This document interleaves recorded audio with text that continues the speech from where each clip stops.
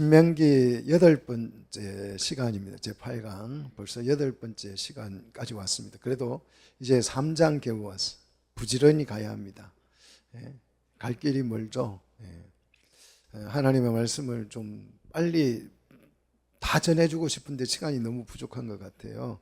자, 군대 없는 나라. 군대 없는 나라가 평화의 나라 맞죠? 군대가 없어야 평화의 나라죠. 평화의 나라이기는 한데 군대가 없으면 그 나라는 힘이 있다 없다. 힘이 없는 나라죠.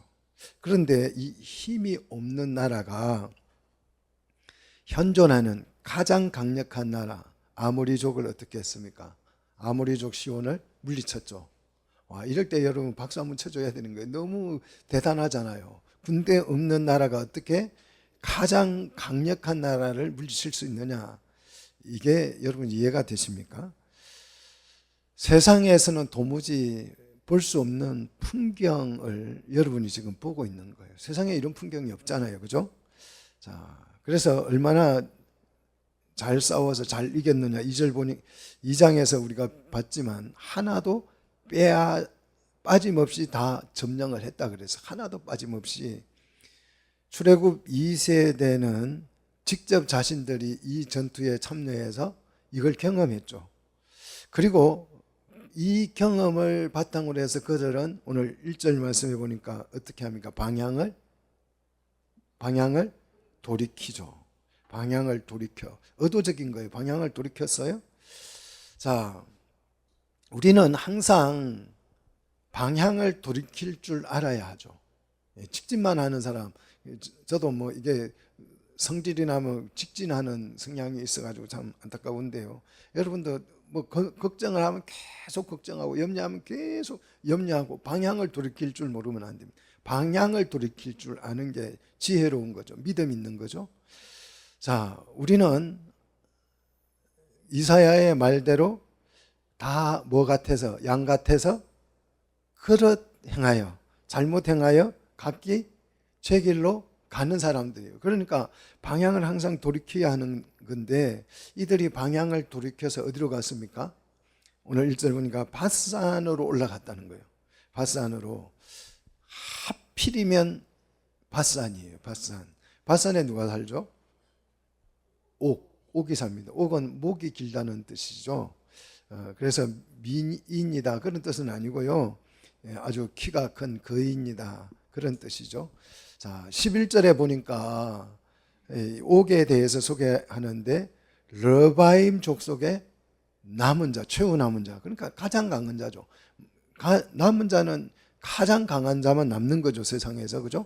그러니까 가장 강한다는 것이 생존 가장 오래 살아남은 가장 강력한 왕이 바로 바산 옥인데 이 사람이 얼마나 강력했는지를 그의 침상을 통해서 소개하죠. 침상이 무슨 침상이에요?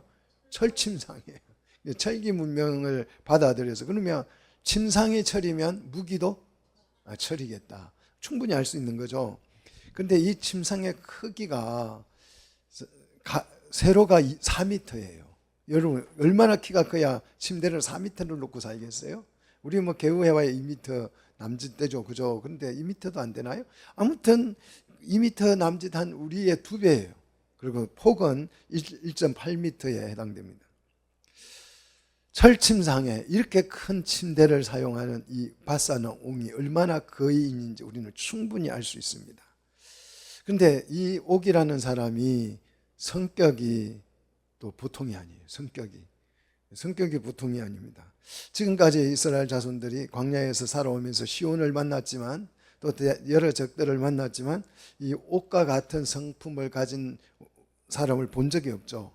시온도 이스라엘을 선제 공격하지는 않았어요. 그런데 오늘 이 옥은 아주 공격성이 강한, 힘이 있으니까 공격성이 있는 거죠. 1절을 보시면 모든 백성을 거느리고 나와서 그랬어요. 거느리고 싸우러 나왔다는 거죠. 지난 이 시온을 이기고 나서 하나님 뭐라고 말씀하셨어요? 이제 천하 만민이 너희들 보고 발발 떨 것이다 그랬잖아요. 우리 2장에서 마지막에 가서 보면. 그런데 이 바산 옥은 하나님의 그런 말씀이 먹히지 않는 사람이에요. 떨기는 무슨 떨어요. 모든 백성을 거느리고 나와서 공격을 싸우고자 대적을 했다는 것입니다. 여러분 한번 상상을 해보십시오. 지금 이스라엘 전 군대도 없어요. 세력강 건너고 나서 다 죽었잖아요, 군인이. 그리고 군대도 없고 그들의 키는 작았어요. 큰 키가 아니죠. 그런데 현존하는 가장 강력한 거인 바사는 옥이 뭘 두르고 철갑을 두르고 철갑으로 무장을 하고 공격하기 위해서 나왔습니다. 여러분 우리가 그 앞에 서 있다고 하면 상상을 해 보십시오. 철갑을 두른 거인이, 골리앗보다 훨씬 큰 거인이 모든 백성을 거느리고 싸우기 위해서, 대적하기 위해서 쫓아와서 진을 치고 있습니다. 우리는 그 길을 지나가야 되죠. 여러분 어떨 것 같아요? 강아지만 있어도 무서워가지고 막 쩔쩔매는, 이런 거인, 최고 싸움 잘하는 가장 강력한 옥이 맞서 나왔을 때에 우리에게 찾아오는 손님은 두려움이죠. 공포. 두 자로 줄이면 공포고 한 자로 줄이면 겁이죠. 겁나는 거죠. 정말 겁나는 거죠. 여러분 이때 우리 마음속에 어떤 마음이 들 것 같아요? 괜히 방향을 돌려가지고, 그렇잖아요. 괜히 방향을 바꾸어가지고 선악을 판단하는 자리에 서게 되는 거죠. 지금이 바로 이 지점이 선악을 판단하는 딱 지점이에요. 이럴 때, 이 상황에 딱 부딪혔을 때 우리 마음속에 저절로 좋다 나쁘다가 잘못했다 잘했다가 판단되어지는 지점입니다. 그래서 여기에 걸려서 전부 다 함정에 빠진다는 것입니다. 훈련되지 않는 사람은 이런 상황을 자기 기준으로 판단을 하는 거죠. 우리 대부분이 불평불만하는 사람들은 누구 기준이에요? 자기 기준이에요. 내 기준에 이 사람 마음에 안 들어, 이 사람 좋아, 또 이 상황 정말 나는 싫어하는 상황이거든, 좋아하는 상황이거든, 이렇게 선악을 내 기준에서 판단합니다. 좋고 나쁨을 분별하게 되면 어떻게 됐어요? 에덴 동산에서 쫓겨나더라. 선악과를 먹고 선악을 알게 돼서 그거를 내가 기준을 가지고 판단하니까 거기에 살 수 없고 어떻게 됐다고요? 에덴에서 쫓겨났다. 누가요? 아담이. 내 기준으로 판단을 하면요 100% 실패합니다. 나는 모르잖아요. 이 상황이 좋은 상황인지 나쁜 상황인지. 우리가 미래를 알 수 있습니까? 하나님이 이 미래를 감춰놨기 때문에 오늘 이 일이 나에게 유익할지 안 유익할지 알아요? 몰라요? 모르는 거예요. 그런데 내가 그걸 판단해버리면 실패할 가능성이 99%입니다. 두려움에 잡혀 먹힐 수밖에 없죠. 이런 거대한 옥이 나와서 내 기준으로, 내 판단으로 판단하면 우리가 어떻게 싸워서 이겨, 이런 생각이 들면 두려움에 잡혀 먹히는 거죠. 그래서 여러분이 두려워서 한 걸음을 뒤로 물러가면 10걸음 이상을 도망쳐야 돼요. 두려워서 내가 조금 양보를 하고 뒤로 그냥 멈칫하면 20걸음, 50걸음, 100걸음을 도망쳐야 돼요. 두려움 때문에. 여러분 두려움을 이기시기를 축복합니다. 이 두려움을 이기는 훈련을 하는 게 중요해요.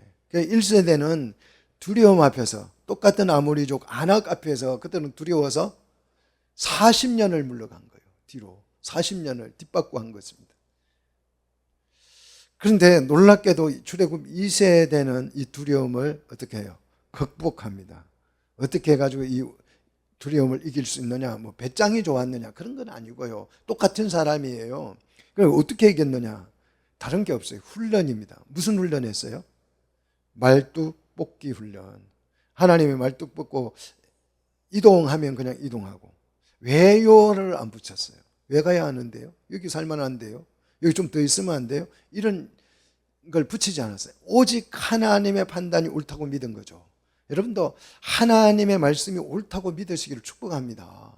가라 그러면 가는 거예요. 멈춰라 하면 멈추는 거죠. 주어진 상황을 내가 판단할 필요가 있다 없다? 없다는 것입니다. 내 기준이 아니라 하나님의 기준으로 보는 훈련. 이게 말씀 중심의 삶이고 말씀을 가지고 보는 관점이에요. 이 관점이 우리에게 생기시기를 축복합니다. 자, 원치 않는 환경과 마주칠 때에, 이거 뭐 설교 시간에만 나오는 게 아니고 실제 우리 삶에 자주 경험하는 거죠. 내가 원치 않는 환경과 자주 만나죠. 그럴 때 내 기준을 접는 연습을 하십시오. 내 속에 밀려오는 생각들이 딱 환경과 마주치면 정말 순발력이 굉장히 빠르죠. 이렇게 저렇게 판단이 얼마나 잘 썼는지 몰라요. 판단을 쫙 하는데 그걸 하는 데까지는 괜찮습니다. 그런데 그 판단을 하고 나서 이거는 내 생각이구나 딱 접으시기를 축복합니다. 그리고 다시 생각하십시오. 어떤 기준으로요? 하나님 기준으로. 하나님께서 나에게 왜 이 상황을 주셨는가, 이 환경을 주셨는가 다시 생각해보고 거기서 기도하면서, 그래서 기도가 필요한 거예요. 도대체 이 환경과 상황이 어떤 의미를 나에게 주는지 주님 알고 싶습니다. 기준을 바꾸시기를 축복합니다. 철갑을 두른 거인 앞에서 겁먹지 않을 사람이 세상에 있다 없다? 없다. 다 겁먹어요. 저도 겁나죠. 이런 상황과 부딪히면 겁날 수밖에 없는 거죠. 오늘 본문을 보시면 누가 제일 겁을 먹었어요? 오늘 2절 보시니까 누가 제일 겁을 먹은 거예요? 여호와께서 누구에게? 백성에게 이르시되 그를 두려워하지 말라 그랬어요? 내게는 누구죠?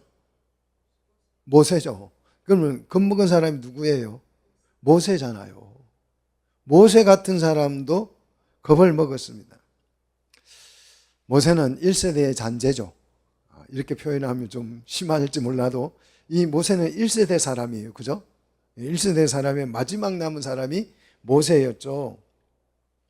이 옥을 보고 가장 먼저 겁을 먹은 사람은 모세였습니다. 어쩌면 이게 지도자의 고독일 수 있죠. 지도자는 뭘 봐요? 현실을 보죠. 이게 현실감이죠. 만약에 교회 재정이 없다, 재정이 부족하다 그러면 교인들은 뭐 부족해도 별로 걱정 안 하죠. 근데 목회자들은 당장 이거 어떡하지, 큰일 났네 이런 생각이 들죠. 이게 현실 때문에 그러는 거죠. 왜 출애굽 2세대는 그러면 겁을 안 먹었을까요? 선악을 그들은 분별할 줄 알았어요, 몰랐어요? 몰랐다는 거예요. 선악을 아예 분별 안 했습니다. 할 줄 몰랐어요. 하나님은 그래서 이 겁먹은 모세의 현실을 교정해 줍니다. 현실 교정. 이게 중요하죠. 현실 교정. 두려워 말라. 이게 현실 교정이죠. 자, 우리에게는 두려워하지 않을 충분한 이유가 있다 없다? 여러분, 우리가 두려워하지 않을 이유가 있어요 없어요? 있죠. 군대 없이도 누구를 이겼다고요? 누구를 이겼어요? 시혼을 이겼잖아요. 아모리족 시혼을 이겼잖아요. 그죠? 어떻게 이겼어요? 하나님이 대신 싸운 거예요. 대신. 이것이 두려워할 필요가 없는 가장 강력한 이유. 내가 현실과 마주쳤을 때 하나님 현실을 교정해 주잖아요. 나는 내 현실은 두려운 거예요. 그런데 하나님이 그 현실을 교정해서 두려워 말라고 교정하잖아요. 그러면 왜 두려워하지 않을 이유가 있다는 거죠. 그게 뭡니까? 하나님이 나를 대신해서 뭐 한다? 싸우신다는 거예요. 하나님이 싸우면 이길 줄 믿습니다. 그렇다면 시온을 이기신 하나님이 옥도 싸워서 하나님이 이기게 하실 줄로 믿습니다. 그러니까 두려워하지 말라. 현실 교정을 하라는 거예요. 우리는 두려우면 현실을 부정합니다. 아니, 부정하지 말고 현실을 교정해야죠. 누구로요? 하나님의 기준으로. 우리 두려우면 그냥 몰라 이래버리죠. 그리고 포기해버리죠. 그렇게 하지 말고 현실을 부정하지 마시고 현실을 교정하자. 뭐로요? 하나님 말씀으로. 하나님 말씀이 주어지잖아요. 두려워 말라. 그러면 아멘 하셔야죠. 아멘 해야 되는 거죠. 자, 누구든지 자기 기준으로 보면 두려움을 이길 수 없어요. 누가 두려움을 이길 수 있습니까? 아무도 두려움을, 이 세상에서 두려움을 이길 수 있는 사람은 아무도 없습니다. 여러분, 혹시 내가 오늘 지금 이 순간부터 무서워해야지, 두려워해야지 이렇게 마음먹어서 두려워지는 겁니까? 그렇지 않아요. 그냥 두려움이 저절로 생겨요. 그게 현실입니다. 그런데 그걸 교정하라고요. 부인하지 말고 부정하지 말고. 당연히 무섭죠. 안 무서운 사람이 누가 있어요? 걱정 안 되는 사람이 누가 있어요? 저도 걱정이 많습니다. 그죠? 그런데 이걸 뭐로요? 말씀으로 교정해야 되는 현실을. 여러분, 반드시 교정하시기를 축복합니다. 그럼 불평을 이길 수도 있고 두려움도 이길 수 있고 염려도 이길 수 있다는 것이에요. 자, 말씀이 오늘 쏙 여러분 심령 속에 박히기를 축복합니다. 아무리 거대해 보여도 하나님의 기준으로 보면 따라합시다. 아무것도 아니다. 할렐루야. 자, 두 번째 두려워하지 않을 이유는 지금까지 경험을 통해서 우리는 뭘 발견했어요? 법칙, 원리를 발견했습니다. 어떤 법칙, 어떤 원리를 배웠습니까? 지금까지 쭉 오면서 어떤 법칙을 배웠어요? 또 이렇게 물어보면 대답을 잘 못해요. 그죠? 2절 보십시오. 내가 그와 모든 백성과 그의 땅을 내 손에 넘겼으나, 넘겼다, 동그라미 딱 치십시오. 까먹으니까. 읽을 때마다 이 말씀이 보이게, 넘겼으니 3절에 넘기심에 8절 어떻게 됐다? 8절 끝에 빼앗을 수 있었다. 넘겨주면 누가? 하나님이 넘겨주면 얻을 수 있다. 우리 이거 배웠잖아요. 하나님이 넘긴다는 말은 상속하면 그 뜻이라 그랬죠. 자, 하나님이 상속하면 주인이 바뀐다. 이거는 진짜 톡 튀 나와야 되잖아요. 지금까지 법칙이잖아요. 계속해서 나왔던 거잖아요. 그래서 이게 계속 반복하는 것을 보고 우리는 뭐라고 불러요? 원리, 법칙이라고 합니다. 어쩌다가 한번 일어나는 것은 법칙이 아니에요. 근데 계속 똑같은 결과가 나요. 하나님이 넘겨주면 주인이 바뀐다. 이게 법칙이라니까요. 매우 정확합니다. 이건 사실이잖아요. 확실한 법칙이고 원리입니다. 그래서 이게 믿음이 될 수 있는 거예요. 어떨 때는 넘겨줬는데 내가 얻을 수 없어요. 어떨 때는 넘겨주면 받을 수 있어요. 어떨 때는 기도하면 응답이 오는데 어떨 때는 기도를 안 하면 기도해도 응답이 없어요. 그러면 이거는 신뢰가 가요, 안 가요? 자, 기도하면 다 응답 받는다. 믿습니까?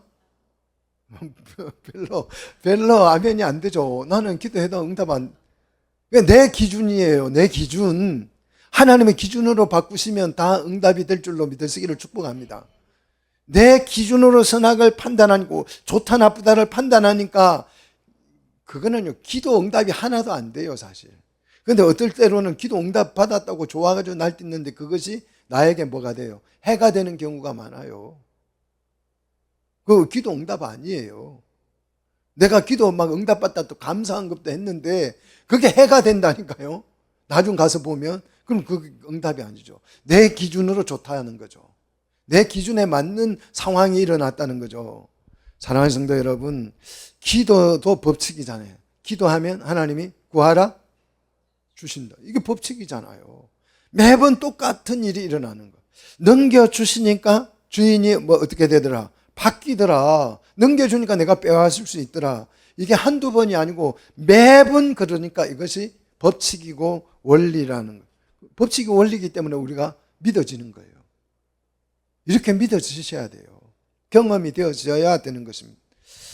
그래서 2절 보십시오. 2절, 6절 두 개 다 보시면 어떻게 해요? 시온에게 행한 것 같이 옥도 그렇게 해주겠다는. 그러니까 법칙이죠. 반복되니까. 자, 반복이 되니까 믿을 수 있는 거예요. 자, 4절. 그래서 단 하나도 남김없이 성읍을 다 빼앗았고 60개 성읍을 빼앗았다 그랬죠. 아르곱 온 지방과 골란공원. 여기서 아르곱은 지금 현재 골란공원을 말하죠. 지역까지. 그 다음 5절. 모든 성읍이 높은 뭐로 되어 있었어요? 성벽으로 되어 있었어요. 그러니까 그 상대가 약해서 빼앗은 게 아니고 굉장히 강했는데도 하나님이 능기심에 어떻게 됐다? 빼앗을 수 있었다. 문과 빗장이 견고했다 그랬습니다. 자, 하나님이 넘겨주시면 상대가 강하다 안 강하다 이게 중요하지 않아요. 그걸 내가 판단하면 안 된다고. 내가 판단해 보니까 저 애는 내보다 훨씬 세. 그러면 겁먹잖아요.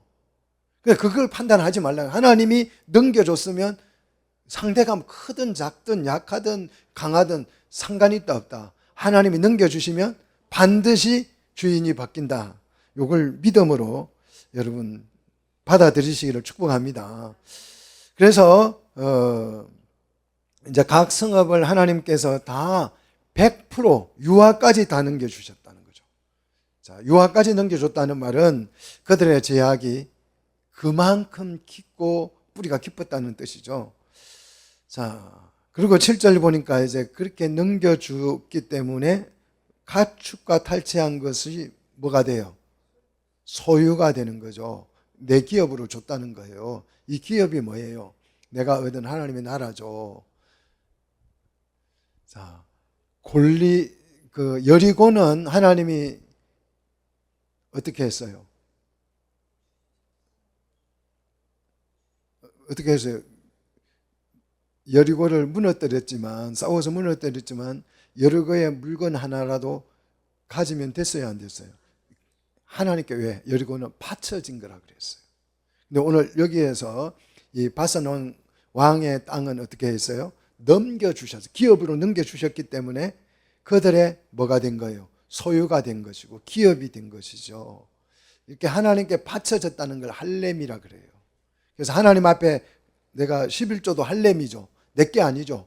바쳐진 거기 때문에 내가 드려야 11조가 하나님 것이 되는 게 아니고 그 11조는 내가 드리든 안 드리든 하나님의 것이죠.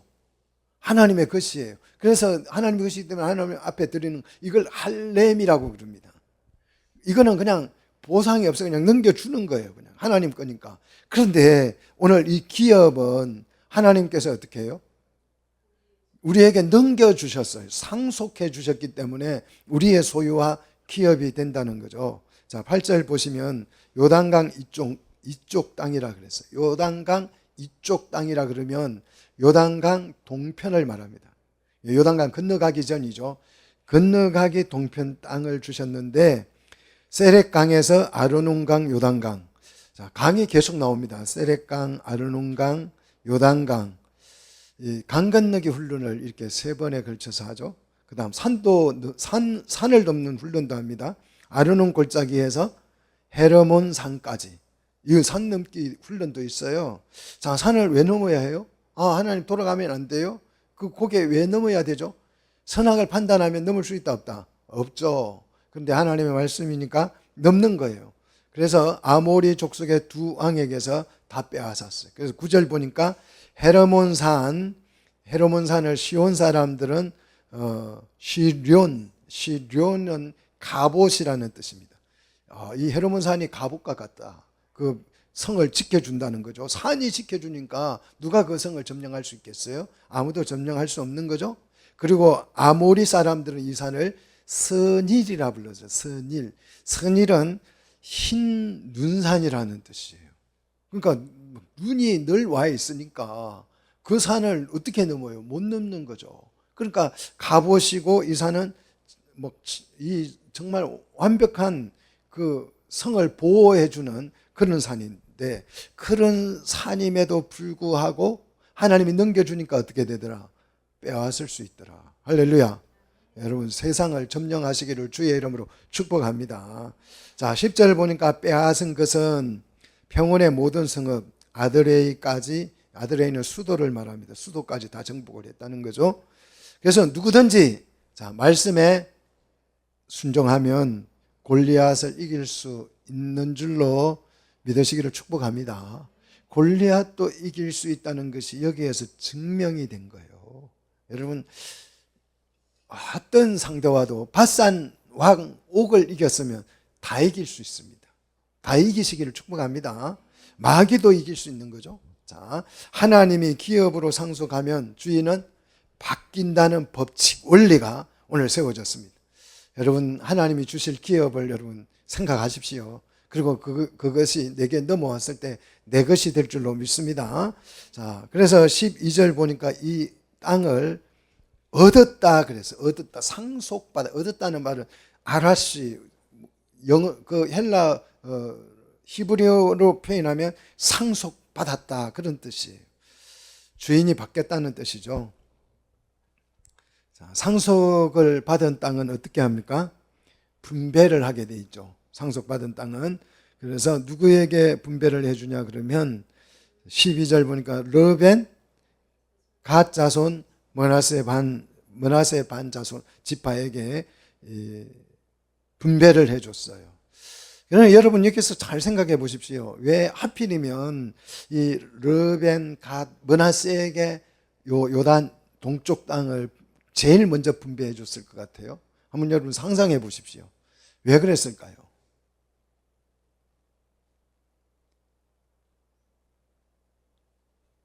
아니 다른 지파도 있잖아요.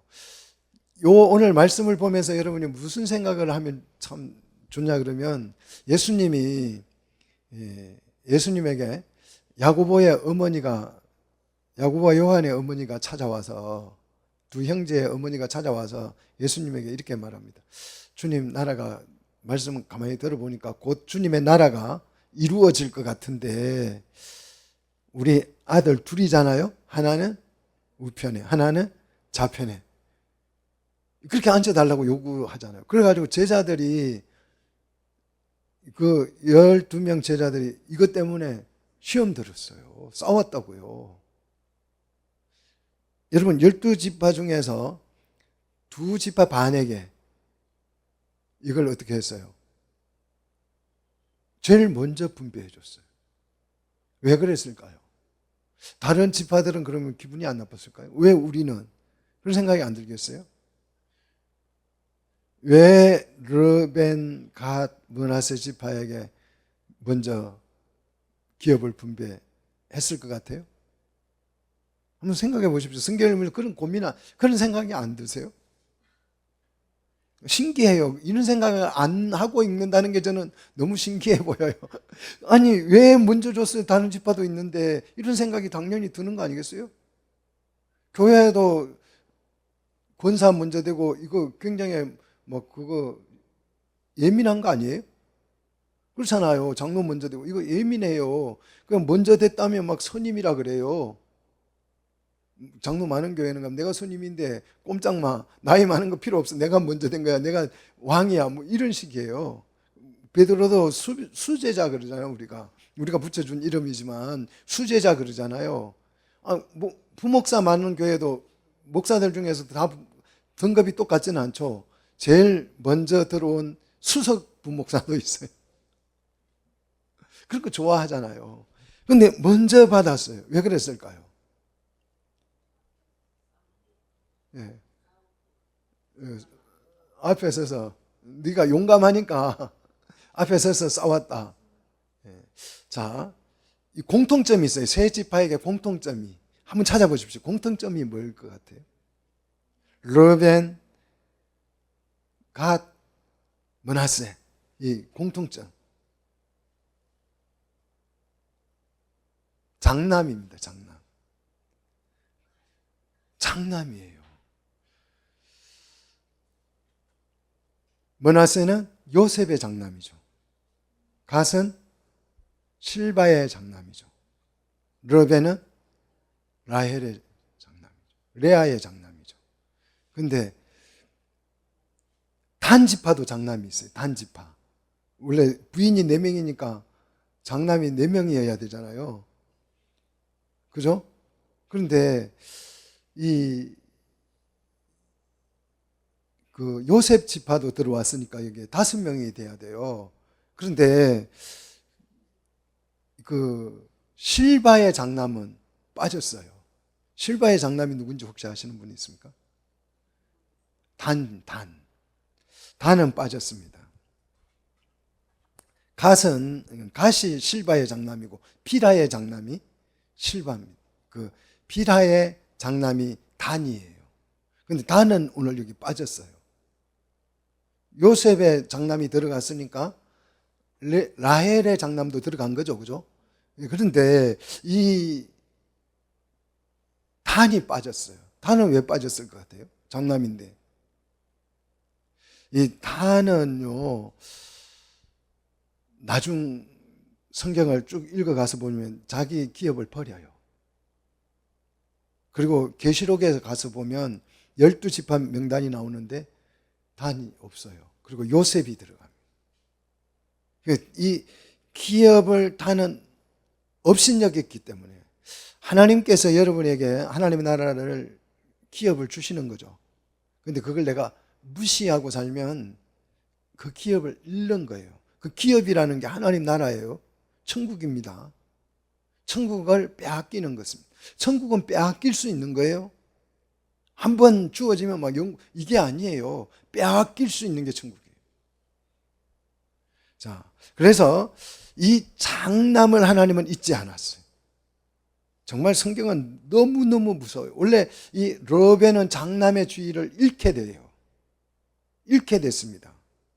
그런데 하나님께서 회복의 기회를 주신 거예요. 자, 동쪽 땅은 첫 열매죠. 하나님 나라의 첫 열매. 그러니까 장남이 갖는 거예요.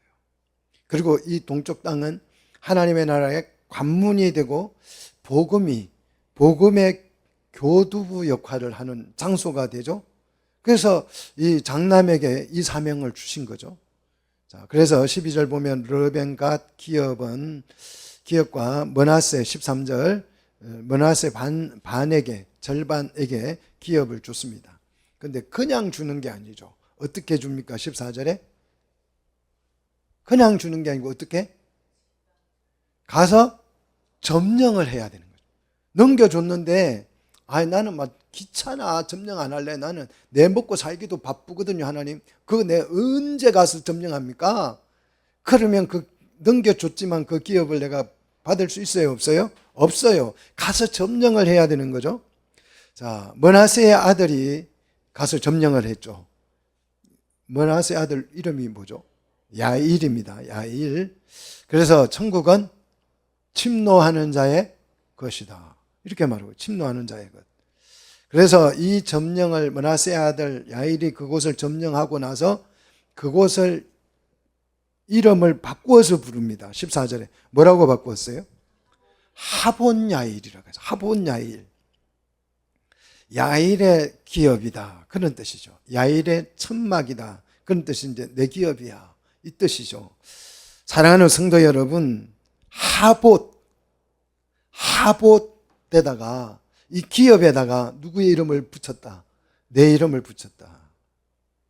여러분에게 하봇이 있어요. 이름 붙일 하봇이 있어야죠. 하봇이 없으면 신앙생활 하나 많아요. 그냥 예수 믿다가 내가 죽으면 천당 가겠지. 이거는 미신이라니까요. 예수를 믿으면 구원을 받는 거지, 예수를 믿었다고 천당 간다, 이런 뻥튀기는 없어요. 아니, 예수를 믿으면 바로 천당 간다면 예수 믿는 날, 그날이 어디 가는 날이에요? 천당 가는 날이어야죠. 그게 최상이잖아요. 딱 믿었더니 그냥 천당으로 쏙 가버리더라. 그럼 끝나잖아요. 근데 왜 안 가고 버티세요? 여러분의 이름을 붙일 하봇이 있어야 된다고요. 문편을 갈 하봇이 있어야죠. 그런데 이 하봇은 어떻게 내 것이 된다고요? 하나님이 넘겨주시면 내가 가서 점령해야 된다고요. 그래야 하봇 야일을 붙일 수 있을 거 아니에요. 하봇, 내 이름을 넣어가지고 하봇, 그게 있어야죠. 기업이 있어야죠. 언제까지 집 없이 살래요? 언제까지? 기업이 있어야죠.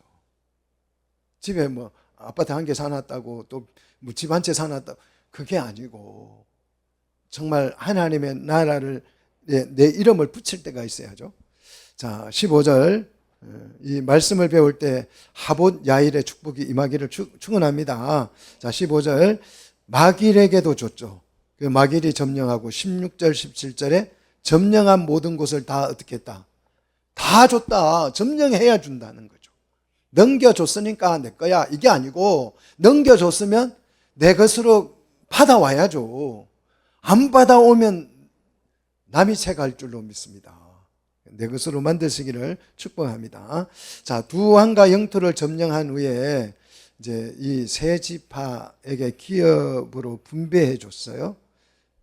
그래서 이제 실전 훈련을 끝낸 거죠. 실전을 해본 거죠. 자, 두 번째 대전투를 통해서 이제 시온과 옥을 점령하고 나서 엄청난 일이 일어나죠. 자, 18절에 무슨 일이 일어납니까? 18절에 보니까 뭐가 생겼어요, 이제? 두 번의 전투를 통해서 뭐가 생겼어요? 군인이 생겼다고. 원래는 군대입니다. 군대가 생긴 거예요. 자, 이제 군대가, 이제 진짜 군대가 생긴 거예요. 세력강을 건널 때 군대가 다 죽었었는데, 이제 18절에 오니까 이 두 번의 전투를 통해서 뭐가 생긴 거예요? 군대가 생긴 거예요. 군인이 생긴 거예요. 자, 군인에게 말하면 이 땅을 너희에게 주어서 기업이 되게 하셨은즉, 너희 군인들은 그래서 기업을 주게 하셨은즉 이 경험을 너희들이 직접 했으니 너희 군인들은 어떻게 하라고요? 무장하고 이제 건너가라. 실전 명령이 떨어지는 거죠.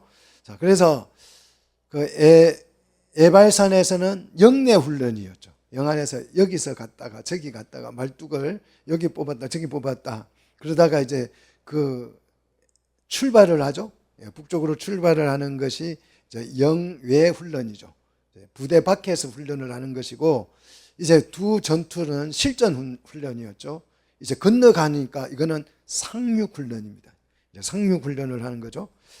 자, 명령이 내립니다. 무장을 하고 형제들의 뭐가 돼서 선봉이 되어 건너가라. 야, 장남의 역할은 뭐다? 선봉입니다. 여러분도 장남이 되시려면, 하나님의 나라의 장남이 되시려면 내가 선봉에 서야죠. 뒷공문에 서가지고 눈치만 딱 보고 있다가, 그 장남 아니에요. 앞장서시기를 축복합니다. 우리가 기업을 얻는 데 있어서 장남이 뭐 하는 거예요? 앞장서는 거예요. 그래서 장남에게 먼저 기업을 분배해 준 줄로 믿습니다. 예수님이 오른쪽 왼쪽 달라는 야고보와 요한에게 하나님께서 오른쪽 왼쪽은 예비된 사람이 있다. 그 사람에게 줄 것이다 그랬어요. 그 예비된 사람이 누구예요? 영적 장남이죠. 장남이 돼야 받는 거지. 내가 막 예수님에게 알랑방귀 가지고 그거 내달라고 막 부탁하면 하나님이 그래 그렇게 주는 게 아니죠. 우리 장남 노릇 한번 해봅시다. 앞장서십시오. 내 분야에서 앞장서시면 돼요. 내가 뭐 대장이 되라는 뜻이에요. 내가 찬양을 잘하면 찬양에 앞장서시고, 기도를 잘하면 기도에 앞장서시고, 전도를 잘하면 전도에 앞장서시고, 내가 분야에 앞장서서 장남 역할을 하시기를 축원합니다. 자, 명령이 떨어졌습니다. 선봉이 되어 건너가라. 자, 기업을 먼저 받은 대가가 선봉이었죠. 여러분, 이렇게 이제 명령이 딱 주어졌어요. 근데 우리는 기업 받았는데 왜 가요? 우리는 여기서 할 건데요. 기업 못 받은 너네들이나 가. 이럴 수 있죠. 그렇잖아요. 여러분, 이 명령에 순종하기가 쉬워요? 어려워요? 어렵습니다. 왜 어렵냐? 19절 보십시오. 선봉에 서서 먼저 건너가는데 19절 보니까 너희에게 가축이 많은 줄을 내가 아노니 너희의 처자와 가축은 내가 너희에게 준 성읍에 머무르게 하라는 거예요. 군인만 빠져가라는 거예요. 그러면 그 허벌판에 적을 완전히 진멸하기는 했지만 거기에 누구만 남는 거예요? 처자와 가축만 남는 거예요. 근데 그거 가서 이제 강을 건너가서 싸우면 그 싸움이 뭐 하루 이틀에 끝날 싸움이 아니잖아요. 몇 년이 걸리잖아요. 그런데 그 전쟁하는 동안 처자와 가축을 누가 덮치면 어떡해요? 그러니까 이 장남이 이 가축을 두고 건너간다. 요게 선악을 분별하는 지점이 되는 거예요. 이때 선악을 분별을 내 기준으로 하면 불안하죠? 걱정스럽죠? 염려되죠? 어떻게 가? 이 가족을 데리고 놔두고 나는 못 가. 이럴 수 있는 거죠. 훈련이 아니면 순종이 불가능합니다. 순종은 믿음으로 하는 게 아니에요. 훈련으로 하는 것입니다. 훈련을 통해서 믿음이 생기는 거예요. 훈련을 통해서. 장남의 역할은 20절, 이 역할을 못하면 특권을 어떻게 된다? 잃게 된다. 야곱과 에서에서 우리는 이것을 배웠죠. 자, 하나님께서 너희에게 주신 것, 기업, 그 같이 너희 형제에게도 뭘 줄 것이다? 안식을 준다 그랬어요. 잘 보십시오. 너희에게 주신 것이 뭐예요? 기업이죠. 그죠? 이 세 지파에게 먼저 준 것은 기업이에요. 근데 그 기업 주신 것 같이 너희 형제에게도 뭘 준다? 안식을 준다 그래서 정말 중요한 개념이에요. 기업이 곧 뭐다? 안식이라는 것이 성립되죠. 이 안식이라는 말은 행동을 안 하는 것, 멈추는 것을 말해요. 그러면 안식일은요, 일을 멈추는 거예요. 안식일은. 단어가 달라요. 이 안식은 누아흐라 그러고 안식일은 샤바트라 그래요. 일을 멈추는 것. 이게 샤바트고 행동을 멈추는 것을 누아흐라고 합니다. 땅을 주신 목적이 뭐다? 안식이다. 우리에게 하나님이 집을 주신 목적은 안식입니다. 근데 집을 줬는데 거기서 맨날 싸워요. 눈만 뜨면 싸워요. 뭐 짜증내고. 그러면 이 기업을 주신 목적이 달성돼야 안 달성돼요? 안 되는 거죠. 하나님이 교회를 기업으로 주셨는데 교회에 맨날 분쟁이 일어나요. 그러면 그거는 잘못 기업을 사용하는 거죠. 자, 기업, 땅도 마찬가지죠. 땅을 왜 주셔요? 안식이 목적이에요. 그래서 안식할 땅이죠. 자, 안식의 결과는 뭘까요? 샬롬. 샬롬입니다. 샬롬은 완전한 평안을 말해요. 자, 그래서 장남의 역할은 먼저 안식을 얻었으니 형제의 안식을 위해서 선봉에 서는 거죠. 봉사하는 거죠. 먼저 믿은 사람이 이 일을 해야 된다는 거죠. 안식을 줘야 되는 거죠. 우리가 먼저 믿었으면 새로운 신자가 왔을 때 교회 오면 안식이 돼야죠. 나 때문에 나는 불안하고 걱정이 되고 염려가 돼서 교회에 찾아왔는데 내가 와서 보니까 권사님이 더 걱정해. 안식이 안 되는 거죠. 위로가 안 되는 거죠. 목사님이 잔뜩 걱정하고 있어요. 걱정이 안 돼. 회개해야 될 일이에요. 안식이 목적이에요. 여러분 안식을 누리시기를 축복합니다. 자, 안식은 그저 주어지는 것이 아니라 싸워서 얻는 것입니다. 믿습니까? 가만히 있어도 내 마음이 평안해질 거야. 망상입니다. 망상이에요. 두려움을 뭐 해야 돼요? 내쫓아야죠. 내쫓아야죠. 그리고 이기는 거예요. 겁을 내쫓아야죠. 그냥 언젠가는 내 마음이 편해질 날이 옵니다. 언제요? 돌아가시면. 그냥 숨 안 쉬면 편안해져요. 한 5분 정도만 숨을 안 쉬고 있으면 편안해집니다. 근데 우리 안식은 그냥 주어지는 게 아닙니다. 내가 빼앗는 거예요. 두려움을 내쫓고 얻는 것, 점령하는 것입니다. 이게 기업이죠. 여러분 하나님과 함께 싸우십시오. 여러분 홀로 싸우라는 게 아니에요. 하나님이 넘겨주셨으니까 하나님이 같이 싸운다고 그랬잖아요. 그래서 어떤 현실과도 여러분 부정하지 마시고 현실 도피하지 마시고 현실을 교정하라. 정말 이거 너무 중요해요. 교정하시기를, 그냥 현실을 바꾸시기를 축복합니다. 이렇게 얻은 안식이 통치 안에서 샬롬이 되면 그것을 우리는 하나님의 나라가 됐다 이렇게 표현하는 거죠. 자, 21절로 갑니다. 21절 가서 보면 여호수아에게 이제 명령이 떨어집니다. 두 왕에게 여호와께서 행하신 것을 내가 눈으로 뭐 했어요? 경험하고 체험하고 봤다는 거예요. 네가 여호수아가 분명히 봤죠. 그래서 네가 가는 모든 나라에도 요단강을 건너가서 가는 모든 나라에도 여호와께서 이와 같이 하신다는 거예요. 그래서 이게 법칙이라는 거예요. 예? 원리라는 것입니다. 하나님께서 두 왕에게 했던 것처럼 앞으로 모든 나라에도 똑같이 적용되니까 법칙이고 원리예요. 믿음은 법칙이고 원리인 줄 여러분 확신하시기를 축복합니다. 자, 그러니 22절에 너희는 두려워하지 말라는 거죠.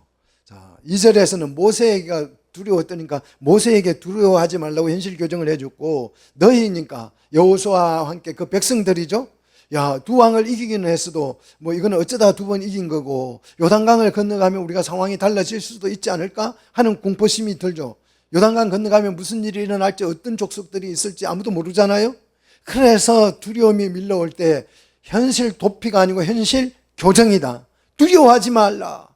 말씀이 여러분의 현실을 교정해 주고 있습니다. 여기에 믿음으로 나가시기를 축복합니다. 보십시오. 너희의 하나님 여호와께서 친히 너희를 위해 뭐한다? 싸운다는 거요. 전투는 내가 하러 가는 것 같은데 실제 전투는 누가 하신다? 하나님이 하신다는 거요. 그분이 앞서 싸우신다는 거요. 그러니 두려워하지 말라. 근거가 확실하고 이 원리가 확실하고 법칙이 확실하잖아요. 그런데 왜 두려워하세요? 천국은 하나님과 협공을 해서 얻는 것입니다.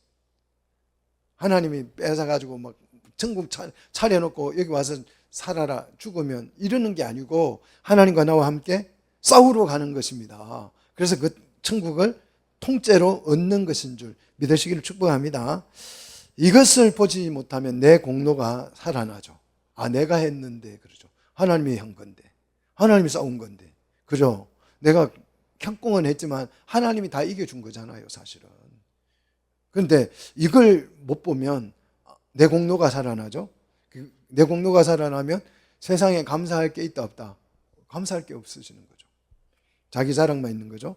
자, 23절, 29절로 가서 이제 모세의 강구를 한번 보십시다. 25절, 모세가 하나님께 요구합니다. 나도 좀 건너가게 해주세요, 이겁니다. 나도 건너가게 해주셔서 저쪽 아름다운 땅, 아름다운 산을 볼 수 있게 해달라. 아름다운 무슨 뜻일까요? 토부예요. 토부, 좋은. 좋은 곳이니까 관광하러 가는가, 관광 코스인가 그게 아니고 하나님 기준에, 하나님 보시기에 좋은 곳이죠. 좋은 상태. 이걸 보여달라고 이제 모세가 하나님 앞에 기도했습니다. 기도했더니 하나님이 응답할까요, 안 할까요? 응답해요. 뭐라고 응답했습니까? 안 된다고 응답했죠. 기도는 응답하신다니까요. 안 된다. 왜 안 된다고요? 명령을 어긴 것 때문에. 어디에서요? 머리바야에서, 반석에서 가리키라 그랬는데 모세가 쳤잖아요. 그래서 안 된다고 그래요. 그 명령을 어겼기 때문에. 그러면서 이런 말을 합니다. 라브라크. 그만해도 족하다. 그만해도 족하다. 이게 무슨 뜻일까요? 그만해도 족하다.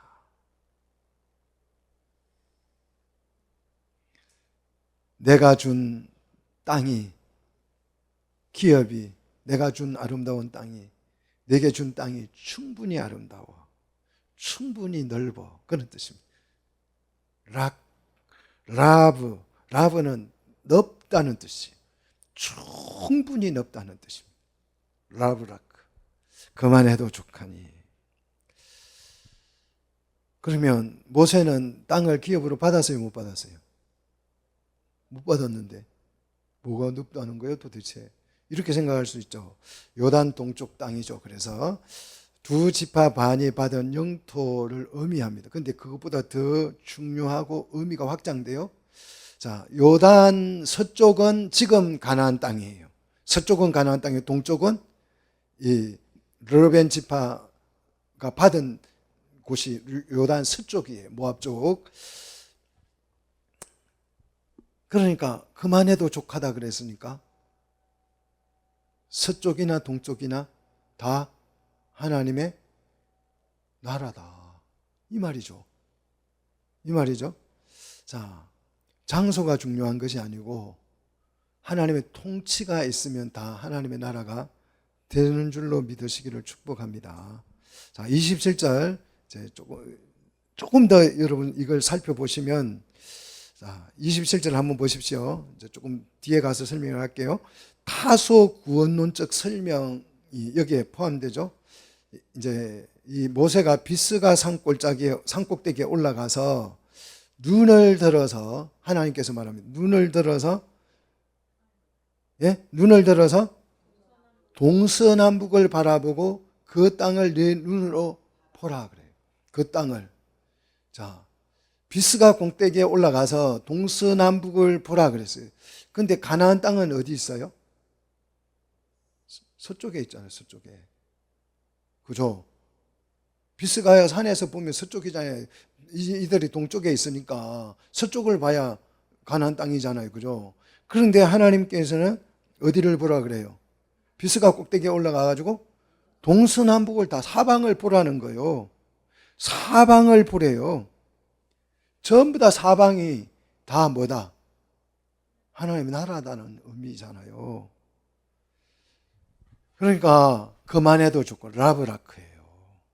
아, 우리는 무조건 가나안 땅 안에 들어가야 그게 중요한 게 아니에요.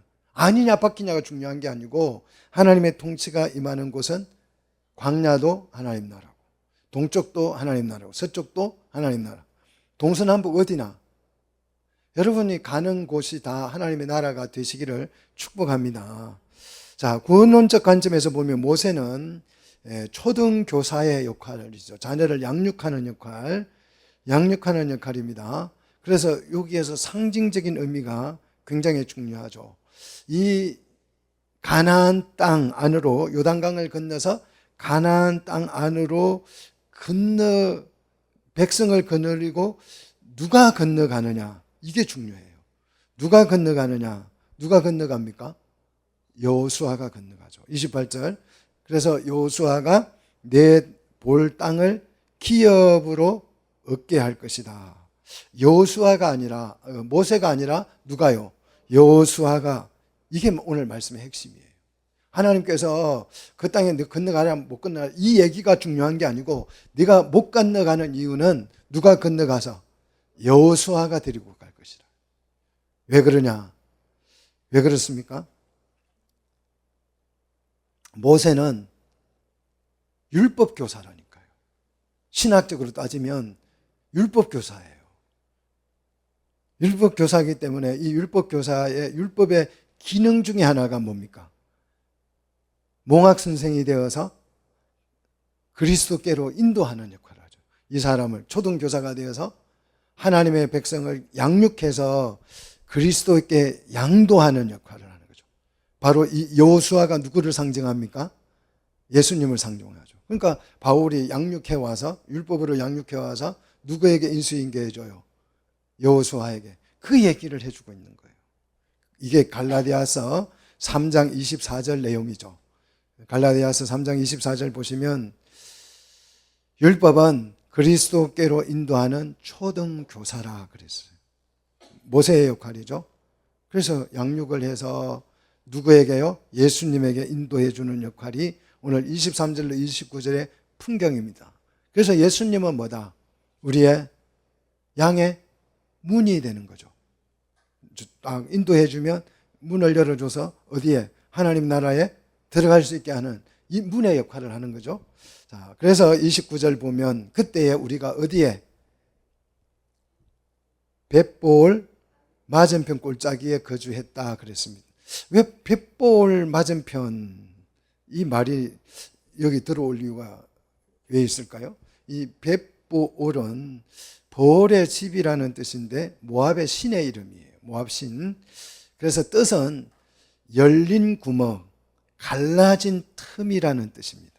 천국과 지옥 사이에는 뭐가 있다 그랬죠? 예수님이? 커다란 구렁이 있어서 건너갈 수도 없고 건너올 수도 없는 구렁이 끼어 있다 그랬죠. 바로 부올과 나누어진 지점이죠. 벳볼 맞은편. 커다란 구멍이니까 상징적으로 천국과 지옥을 나누는, 세상과 하나님의 나라를 나누는 상징적인 의미죠. 그래서 벳볼 맞은편은 약속의 땅의 입구입니다. 입구. 자, 여기서 교회는 신랑 되신 그리스도와 함께 어떻게 아버지 집으로 들어가게 될 줄로 믿습니다. 벳볼 맞은편에서 세상에서 나와서 벳볼 맞은편 구릉에서 빠져나와서 아버지의 집으로 누구와 함께? 혼자 가면 안 돼요. 혼자 가면 그 집에 못 들어가요. 그죠? 신랑과 함께 가야죠. 혼자 가면 내가 누군 줄 알고 문을 열어주겠어요. 그죠? 신랑과 함께. 그 열처녀 비유 보시면 미련한 다섯 처녀는 혼자 갔어요. 그러니까 뭐라고 그래요? 모른다 그랬잖아요. 신랑과 함께 안 오면 신부는 아무 힘이 없는 거예요. 신랑과 함께 있어야 신부의 힘이 생기는 거죠. 믿어지기를 축복합니다. 자, 그래서 아버지 집으로 우리 함께 누구와? 신랑과 함께, 주님과 함께, 여호수아와 함께 요단강을 건너가는 거죠. 다음 시간에 이제 4장을 우리가 공부하도록 하겠습니다. 4장 좀 읽어 오셔요. 읽어 오시면 더 이해가 잘 될 줄로 믿습니다. 우리 기도하겠습니다.